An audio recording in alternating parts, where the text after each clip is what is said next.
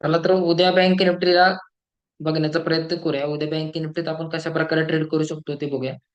तर आजचं जर मार्केट तुम्ही बघितलं, मार्केट इथं फ्लॅट ओपन झालं होतं.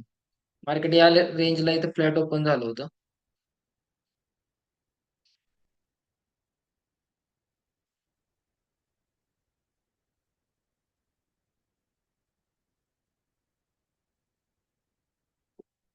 मार्केट इथं ओपन झालं. आपलं कालच्या अनालिसिस मध्ये मी तुम्हाला काय सांगितलेलं, मार्केट ओपनिंगला इथं जर थोडं खाली जाऊन मार्केट सडनली बाउन्स बॅक करेल.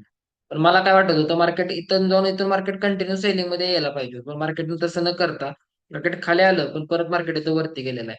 हा जो मोमेंट झालाय ना, या मोमेंट मध्ये मला तर वाटतंय काय दम नाही. या मोमेंट मध्ये मी जास्त काय विचार पण करणार नाही. ट्रेड भेटला नाही तर मला चालेल आज. पण उद्या कसं ट्रेडिंग करूया ते सांगतो.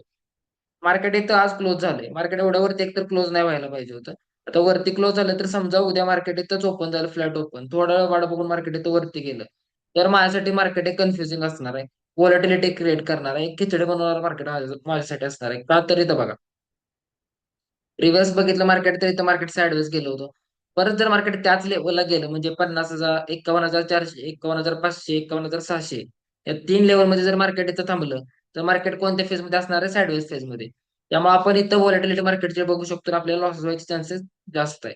तर आता मला चांगला ट्रेड कधी भेटेल किंवा मी कसं ट्रेड करणार आहे, तर 50,800, जोपर्यंत 50,800च्या लेवलला मार्केट येत नाही ना, तोपर्यंत मी सेलिंगसाठी प्लॅन करणार नाही.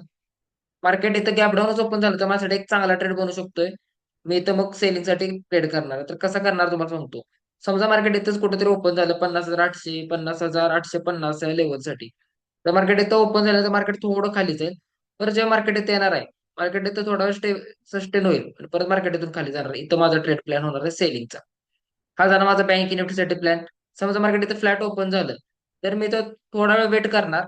40% क्वांटिटी फक्त यूज करणार. 40% क्वांटिटीत मी इथं बाईंगसाठी जाणार आहे. 40% क्वांटिटी, जास्त क्वांटिटीत करणार का मार्केट इथून खाली पण येऊ शकते, स्टॉप लॉस हिट करू शकते, परत वर जाऊ शकते. म्हणजे व्होलॅटिलिटी मार्केट इथं बघायला मिळू शकते आपल्याला या लेवलला. कारण बँक निफ्टीत एवढा ट्रेडिंग प्लॅन आहे, दुसरा कोणता ट्रेडिंग प्लॅन आपला नसणार आहे. हे झालं बँक निफ्टीसाठी. आता निफ्टी बघूया, निफ्टीमध्ये आपण कशा प्रकारे उद्या ट्रेड करू शकतो. तुम्ही जर निफ्टी बघितलं, निफ्टी काय सांगितलेलं मी तुम्हाला, मार्केट इथं झोपून मार्केट इथं थांबणार अख्खा दिवस. मार्केटला गरजेचंच आहे ते थांबायला. तर आता उद्या निफ्टी का नाही, थोडं गॅप डाऊन ओपन झालं पाहिजे नॉर्मल, म्हणजे 24,870, 50 ह्या लेवलला मार्केट इथं कुठेतरी ओपन झालं पाहिजे. इथं जर मार्केट ओपन झालं ना, सेम निफ्टीत पण आपण स्ट्रॉंग सेलिंग साठी जाऊ शकतो फुल क्वांटिटीत. मग आता बँक निफ्टीपेक्षा निफ्टी उद्या चांगला ट्रेड देऊ शकते. बँक निफ्टी सुद्धा वर गेलं ना, तर समजायचं की एक्सपायरी पर्यंत आपल्याला मुवमेंट मिळणार नाही. त्यामुळे पैसे वाचवा, तिथं ओव्हर ट्रेडिंग करायचं नाही, पैसे वाचवायचं फक्त. निफ्टीमध्ये कसं ट्रेड करायचं तुम्हाला कळालंय. गॅप डाऊन ओपन झालं तर ट्रेड, इथं जर फ्लॅट ओपन झालं तर अवॉइड करायचं ट्रेडिंग. निफ्टी अजून साईडवेज जायचा प्रयत्न करेल. ठीक आहे, उद्यासाठी मार्क करा लेवल आणि ट्रेड करा.